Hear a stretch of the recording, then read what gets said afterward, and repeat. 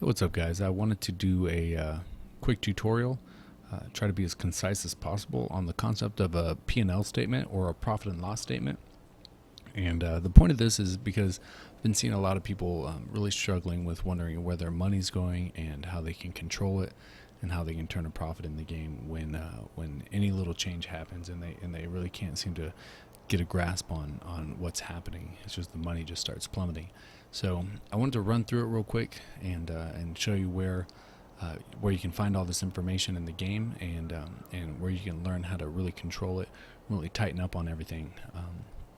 Because remember, this is about making money, and the more you can tighten up on your profits, the better you'll be when you try to do the other stuff like taking over other towns or raising an army.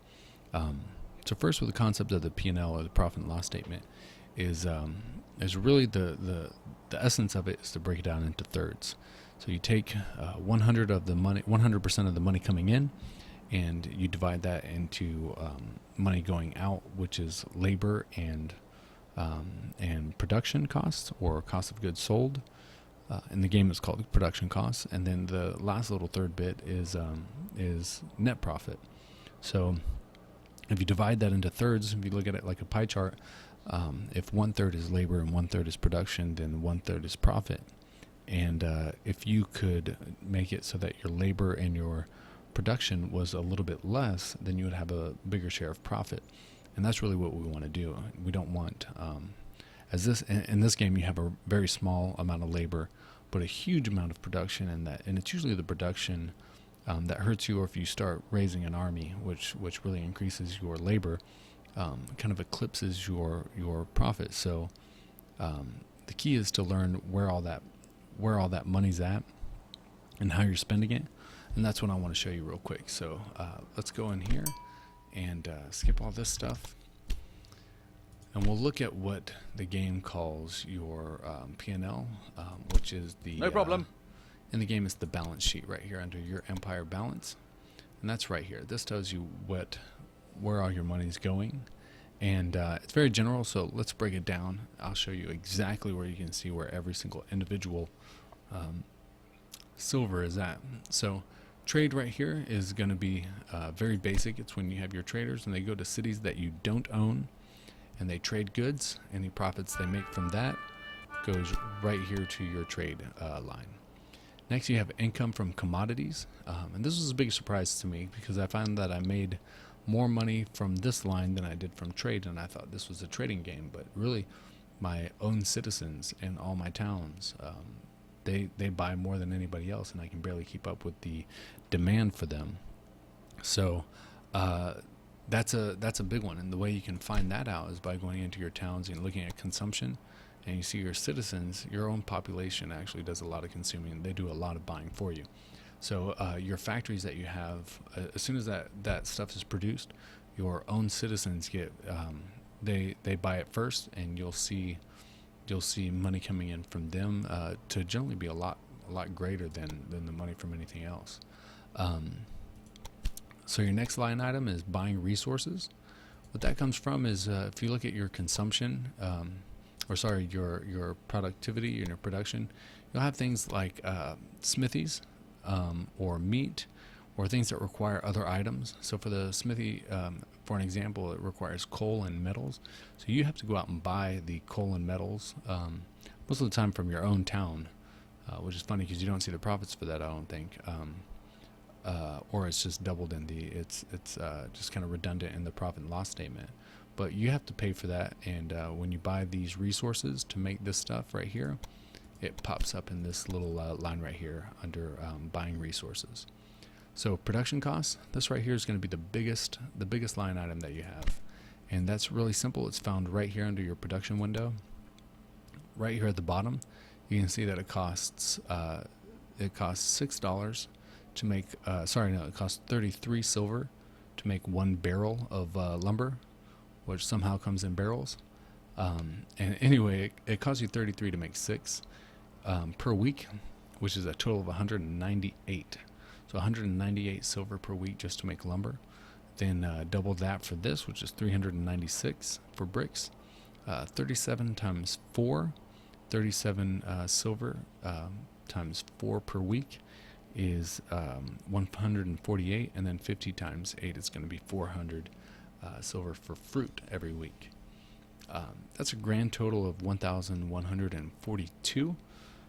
So we can see right now where our production costs are going. It's going right here. We can break it down line by line and see an exact number, so that when we see this huge number later in the game, production costs, we know exactly how to look for it and where it's all going. And then I'll show you how to tighten down on that a little bit later. But upkeep for civilian units and upkeep for military, that's right here. If you look at units and towns, you can see it costs me 100 wages per week to keep this scout. And then my trader cost me 100 wages per week, which is going to be untrue in just a minute. Your traders actually cost you a bit of money, a bit more. They individually at their base level cost you 100, but whenever you have a trader, you always load them up on carts. And you saw that they cost you 100 per week, but now he's got carts. And if you look at your menu here to buy a cart, you see it costs you 1,600 to build, but it also costs you 80 per week. So if I give him 8 carts, or 6 carts, then that's about $400, 400 silver per week. And now he is suddenly up to 500 because he's got all those carts with him. So let's put him on a quick trading route. Start him here in Sofia. Go to Budapest. He'll be good with that. The journey begins. And now we're going to see he's bought a whole bunch of stuff. And I'm in week 2. And now, what did I say? 1,142 silver for production. And right here it shows it 1,150. So I was about 8 off. But whatever. It's inconsequential. Here, income from commodities. You see that I'm actually making more money than I'm spending right now. I could actually play this whole game just the way it is, and I would turn a profit, a very small one. Just hitting the space bar and walking away for a month, I would make a whole lot of money. But that's not the point of the game. But anyway, that is income from my own civilians buying my products. And then we saw here, well, not quite yet. Let's fast forward just a little bit so that our trade window or our balance sheet can catch up. So this right here that our trader got, it cost us 2,107. And then my production costs, because I'm in week 19, so it's been 3 weeks, my production costs are here. So now you can kind of see where our money's going, and it looks like until my trader actually makes some actual trades, it looks like I'm spending more than I'm actually making. So this is where the balance really comes in. Luckily you can see that this is a small cost in terms of how long it takes him to actually make this entire trade run, while I'm still making money and I'm still profiting right here. So it's still okay. He hasn't really made me any money yet, but he will, and we can now track that. We can now see. Now we know where it's coming from. We know where it's going, and it makes a little more sense, right? So he makes his trades, and he spends a little money. He's a terrible, terrible trader. We'll have to work on that. But anyway, this is a good idea of what's going on. Now we can see what's really happening here, and here in the trading routes, these are all great menus. Here in the he's cost me 500 a week, but he's also cost me apparently 10,155 in the lifespan of all of his trades. But he's he's going to keep going, and he's going to do all right. So let's fast forward a little bit to later in the game, so I can show you the rest of these, and then show you what it looks like when you have a lot more towns. And here we go. Got 6 towns and got a lot going on. Got a little hub going on here, and much bigger numbers. So we left really upkeep of civilians and military, recruiting military and forming civilian units. That's really simple. If I go in here and I recruit an archer, it's going to cost me 10,000. That's what that is. Instead I go in here and I recruit a trader, it's going to cost me 400. So that's what the recruiting is about. Um, the building maintenance, I don't really know where that comes from. I'm sure there's some sort of number somewhere for it, but it's almost inconsequential. It's such a small number. Building construction, if I go into Sophia, which I really need to because I'm at 3,000, if I build a chapel, which lets me go higher than 3,000, I know that building chapels costs quite a bit of money. I think 24,000. If I fast forward a little bit, it'll show up right here in my balance sheet, 24,000. So that's what that is. And now to look at what were the surprises to me. I find that that's a really low number for trade, but that's okay. My income from commodities is huge. That's where most of my money comes from, and that is income from my own civilians, which I can barely keep up with the demand for them. So that's a real big deal and a real big surprise to me, that I could make so much money just off of my own civilians, and I could try to make more off of these towns, but it's hard to because I don't have anything to trade because my civilians are really taking it all. They're soaking it all up. So I only have really 3 things that I can really trade at any sort of profit, and those 3 things are why.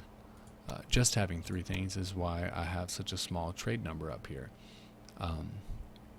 But that's still okay. I'm making plenty of money from my commodities.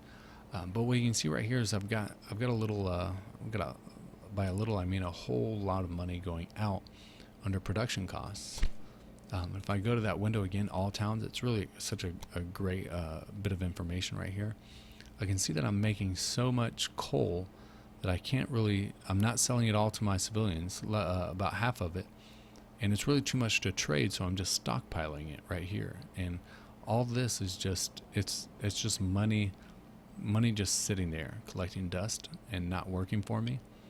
So what I really need to do in this situation right here for coal is I need to find out who's producing coal, go to that town that I own, which is this one right here, and really see what my production looks like. And it looks like I'm spending $2,750 every week just on civilians, to pay wages for people making coal that I'm not selling, and then I'm making 66 per week, and it's costing me 41 per barrel.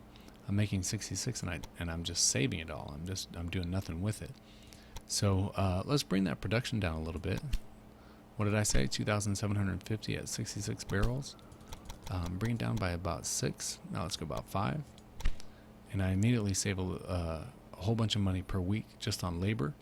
And now I'm only building 51. So the math there makes a little more sense. And man, I should have gone 6. So bring it down one more.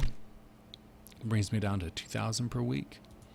And that's a good little bit right there. So I've just saved money. I've just tightened my budget a little bit. I could do it a little bit for beer and for fish.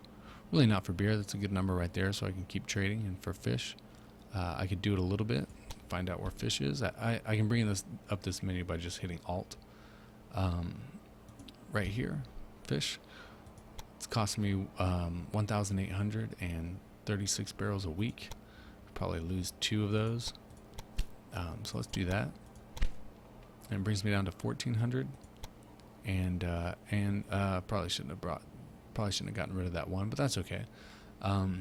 Looking at this, I could use a whole bunch of stuff. I could use more bricks.